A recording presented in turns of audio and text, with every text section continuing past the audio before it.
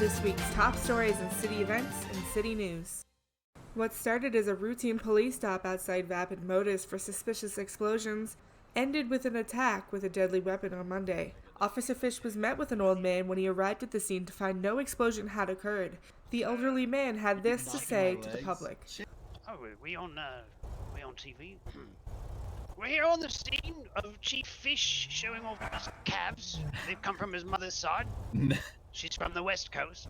Shortly after the elderly man departed, other officers and a group of men arrived on the scene, but everything seemed to be friendly. That was, however, until an unnamed man arrived on the scene and began arguing with the group. The incident escalated fast, even with police on scene, and shots were fired. No one was seriously injured, but 3 suspects were taken into custody and treated medically for their wounds. This is what one man who was on the scene had to say. I was over there at Vapid, literally trying to buy me a car. That's a fucking stupid, I don't know, ignorant bastard that came up talking crazy. He talking about he would shoot me and shit. So I said, what? I'll beat your ass. And that's when he pulled out his gun and I started whooping on him and he shot me in my hip. The man involved in the Vapid shooting was also involved in a number of crimes that night, including a car chase that left multiple EMS drowned at the pier and a shooting that inevitably put the suspect down completely, ending his citywide reign of terror. The arresting officers were treated to free tacos from a local shop called Dirty Sanchez Bean Burrito for their hard work and service for the night.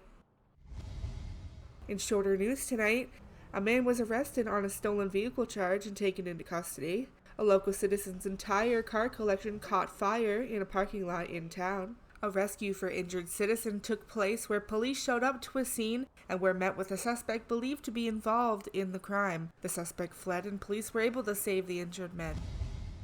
More than 10 houses were broken into this week in Mirror Park. Police were suspicious when they arrived and found 2 cars belonging to citizens that have been involved in crimes in the past. While surveying the area, the men owning the vehicles were found carrying boxes and hammering a wall. One suspect fled on foot, and that suspect was taken into custody and found to have many stolen items on his person. In other news, a local alpha male was hurt this week after his alpha male vehicle ran him over.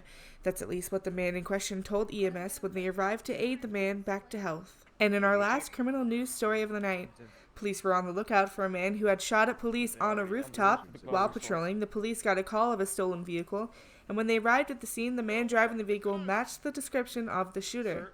After asking the man to turn off his engine, the suspect took off in the stolen car and began a high-speed car chase inside the city. When the suspect finally stopped the vehicle, he was accidentally hit by police officers, resulting in broken bones. Another suspect showed up to the scene in question and took off with the first suspect on his back. They didn't get far, however, due to the bike stalling on the side of the freeway.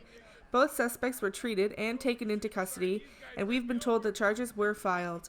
And finally, in local events, a fight night was held again this week with many citizens participating in the fights. Newcomers and the reigning champion all showed up Friday to win the cash prize, with a new citizen who flew in that day taking home the grand prize. Here's what she had to say about how she was planning on spending her winnings.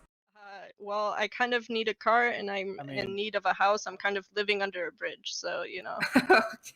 And another rap battle was held this week. Participants spit bars back and forth, leading to one ultimate rap god of the week. Not only did the winner of the rap battle take home the cash prize, but he also won the car raffle at the end of the event. Seems like he had luck on his side that day. And finally, a local car wash has opened up downtown, so if you're in the area, make sure to check them out. I'm Baxter Babe, and that was this week's top stories and city events. Thank you for watching, and stay safe out there.